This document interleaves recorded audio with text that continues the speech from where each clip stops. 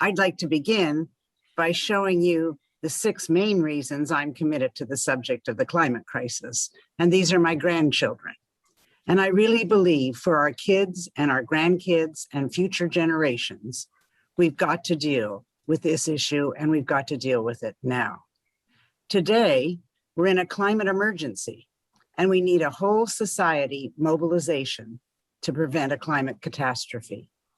We're building a movement to get us there, the Climate Mobilization Campaign, which urges local action at all levels of government to pass a climate emergency resolution. Bill Gates, in his new book, How to Avoid a Climate Disaster, says, we need to accomplish something gigantic that we have never done before, and now is the time. The Biden administration is calling for robust and assertive government action and is likely to declare a national climate emergency soon. There's also strong support in Congress to declare a climate emergency, including from Senate Majority Leader Chuck Schumer.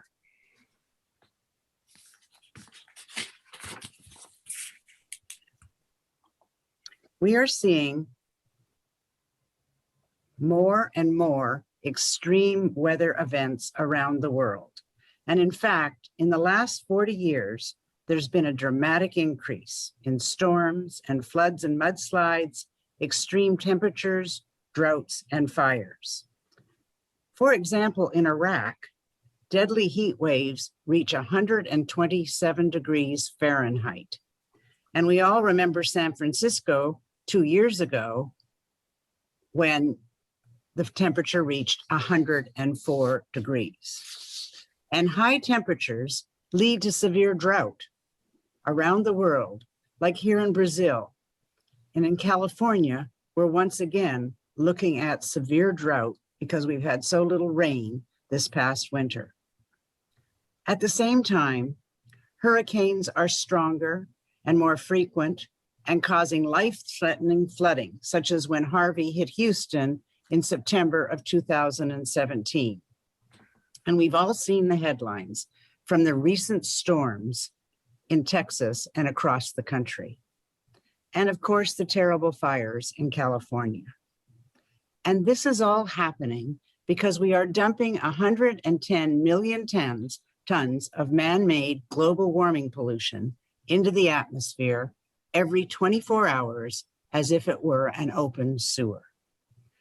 And where are these pollutions all coming from? Well, the biggest sources are oil, gas, and coal, and industrial processes.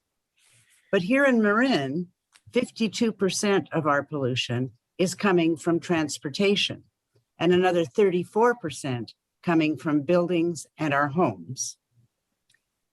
And as Pope Francis reminds us, the gravest of all attacks on the environment are suffered by the poorest. The goal of a climate emergency resolution is to collectively and quickly lead the public and all levels of government out of normal mode and into emergency climate mode. And the town of Tiburon is in the process of revising its climate action plan, which was originally passed in 2011.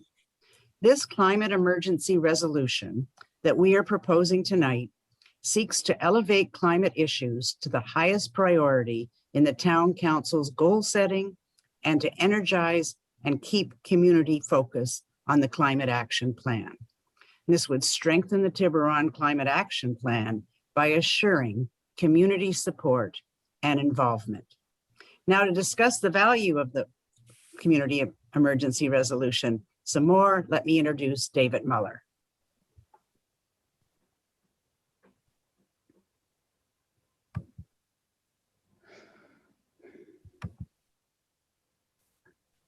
All right. Well, thank you, Pat. I'd like to start by pointing out, as Pat just described, we're already well into our climate crisis. And I have to say, for most people, it's really quite overwhelming and leads them to ask, what can my community do? What can I do? Well, a key step that thousands of communities, large and small, all over the world, in the US and here in Marin County have taken is to adopt a climate emergency resolution. In fact, climate emergency resolutions have already been adopted by Novato, Fairfax, San Anselmo, and Corte Madera, and they're being worked on right now in Sausalito and Larkspur. Plus, 9 of the 10 Sonoma County jurisdictions have adopted climate emergency resolutions. So what exactly is a climate emergency resolution, and what's the value of adopting one?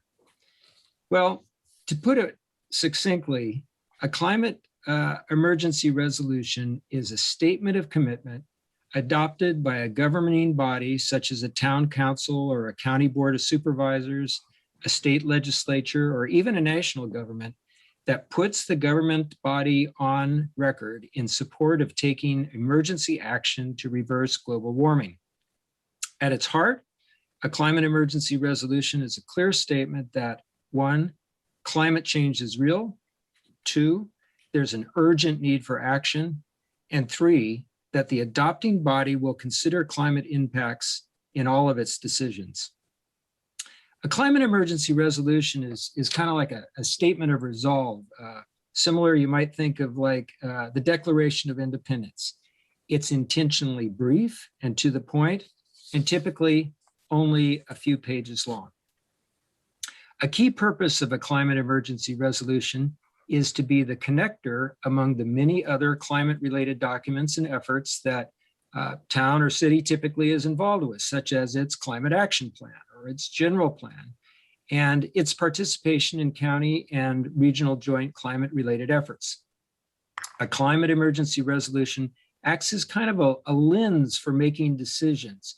You can hold it up when making a decision and ask the question, how will this decision affect climate change? Is it consistent with our climate action plan? And are we doing the right thing to support a world we can live in? Climate emergency resolutions typically start with some statements of fact about the reality and impacts of climate change, and then list specific commitments or resolutions the town is making going forward. Now, there are many examples of climate emergency resolutions available to use as models, and Sana and Pat have drawn from these in crafting a draft climate emergency resolution for Tiburon. As our governor said last fall, it's a climate damn emergency. A climate emergency resolution is a way to turn this fact into a powerful tool to help guide our local government in its decision-making. So next, Sana will talk about the draft climate emergency resolution they've created for Tiburon, a little more about its specific features and how you can personally get involved. Thank you, David. And hello, everyone. And here, by the way, are my top 5 reasons for getting involved with the climate mobilization movement and the effort to get a climate emergency resolution passed here and everywhere. Now, let me start by saying that Tiburon has certainly made progress in reducing its greenhouse gas emissions by doing things like buying some electric vehicles for their municipal fleet, installing solar panels at the police station and town hall, and shifting to Marin Clean Energy, MCE's 100% deep green option for all their electricity. And of course, we want to acknowledge the steps that your congregations have made to install solar panels and increase energy efficiency in your buildings, plus all the progress that our fellow citizens have made in shifting to electric cars, putting solar panels on their homes, and buying MCE's deep green. We're all doing more than ever. However, there's so much more to be done and done quickly to get to net zero emissions in time to stop and reverse global warming. As we've all been reading, and scientific reports are now saying that the window of opportunity to act is now down to 9 years. 9 years. And so we really need to accelerate our timetable dramatically. For Tiburon, the Climate Emergency Resolution, or what I might call CER, that we're proposing for the town, for Tiburon, calls on the town council to basically sound the alarm, pull out all the stops, and move full steam ahead to address climate change as the existential crisis that it has become. There. So that we're all on the same page. Here are the 5 key action areas that we're proposing for a Tiburon CER. First, declare a climate emergency and publicly recognize that the climate crisis has reached emergency proportions and now requires commensurate emergency speed, scale, and scope to meet the challenge. Second, as Pat and David have said, elevate climate issues to the highest priority in the town's goal setting and decision-making, and using the CER as the lens for viewing all of the town's policies and decisions. Third, aggressively implement Tiburon's updated Climate Action Plan, or CAP, which Pat and David both talked about. The climate emergency resolution can really be a driver for implementation for the town's new climate action plan. And fourth, align Tiburon's climate action plan with Marin County's climate action plan to ensure consistency and stronger impact in areas like electrifying all town buildings and vehicles, building out public EV charging stations throughout the town to encourage more residents to shift to EVs, and adopting higher energy efficiency standards for all new construction and remodels. And then fifth, and so importantly from our standpoint, is engage the whole Tiburon community, you, us, and our fellow citizens, in staying informed about the town's climate-related actions and results, and assuring the town council that the community is behind them. So quite simply, to pass a climate emergency resolution, we need your help. The more the community is involved, the more the town council will feel supported and be likely to take action. So here's how you can help.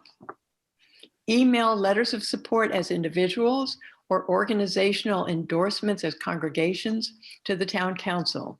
And this slide shows a partial example of a letter from an individual. It's really easy and simple to do. And we'll provide templates and samples plus details about how, when, and how, when, and where to send them. Secondly, attend and speak via Zoom at the town council meeting on Wednesday, March 17th. And really, you're only asked to speak or allowed to speak up to 3 minutes. So it's not that challenging. And you can speak about how you personally and your family support the CER. You can check the town's website, as this slide shows, for how to participate in a council meeting. And again, we'll provide sample talking points and more details about how to do this. And third, recruit your family and friends, young and old, to do the same thing.